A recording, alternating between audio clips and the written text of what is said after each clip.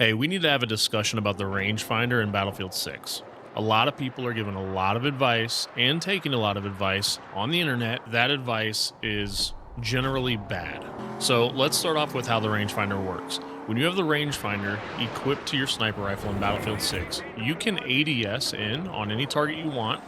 Let's go ahead and call it maybe this rock right here. Let's pretend it's a player's head all the way out there. If you're ADS'd in on this rock and you hold the 0 in button down when you have the rangefinder attached, it will actually give you the exact zeroing distance that you need to not have to make up for any vertical bullet drop.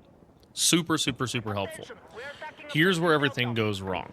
The advice that a lot of people are giving on the internet is to rebind your zeroing key to the same button you have mapped to your fire button. The idea behind this is that you don't have to think about zeroing ever. It's just always going to be zeroed because the moment you press your fire button while you're ADS'd, it's automatically going to zero to the exact distance you need, and you won't have to make up for any bullet drop ever or have to think about pressing the button in order to actually zero in the gun. So this advice is actually really, really super good if you're shooting at targets that are never moving. Or even kind of if you're shooting at targets that are only moving away from you or towards you. In that case, you'll always be able to hit your target and you'll never have to think about vertical bullet drop. Where the problem arises is if you have any target moving horizontally or from left to right. Because what's going to end up happening is, let's zoom in on this rock here again. Let's pretend this rock is a player and it's moving from this position over to this position, over to the left, right? It's far enough away to where I'm going to have to lead that target a little bit before I can take the shot in order to meet it there. And I might not have to make up for vertical bullet drop if this is zeroed properly, but I will have to make up for the lead time, right? Well, here's the problem. As this rock, or if we pretend it was a player, was moving from right to left here, and it gets towards this edge, let's say I'm trying to meet his head right here, I'm going to have to lead to the left of that spot. And then all of a sudden, when I press fire, it's going to zero in on that tree way back there.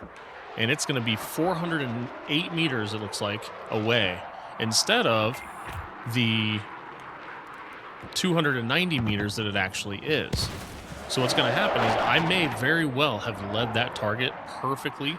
I may be just out in front, and it's that bullet, from a timing perspective, it's going to meet his head right where I want. But the problem is, because I have my zeroing button set to the same button that I'm firing with, it's going to zero onto this tree. So even though I've timed the lead right, the bullet is going to fly way over his head because your fire button is now compensating for the distance of 409 meters instead of where the player's head actually is, which is going to be 291 meters. So don't be lazy. Don't take the bad advice that's going around the internet right now. You should probably just use, map the button to a totally separate button that's not your fire button. That way, at any given time in the heat of battle, you can just judge it the way you would any sniper and not think about zeroing at all.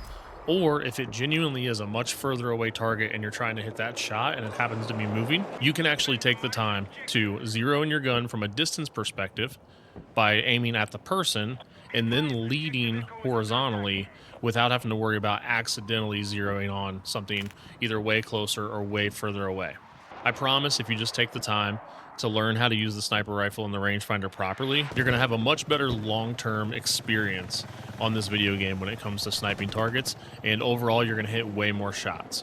If you continue to rely on the idea that your zeroing button is the same button as your fire button and it feels cheap and almost kind of gross like an exploit, essentially you're going to be a bad sniper anytime a target is moving left or right. Stop taking the advice of people who want to take the easy way out, who aren't maybe going to play this game long term and really try to hone their proper skills in it, and actually learn how to play the game the right way. And hey, if the video helped, do the thing. Like the video, sub to the channel if you want to, follow along the battlefield journey that I'm about to embark on. And let's learn some of this stuff together and enjoy the heck out of this game. See ya.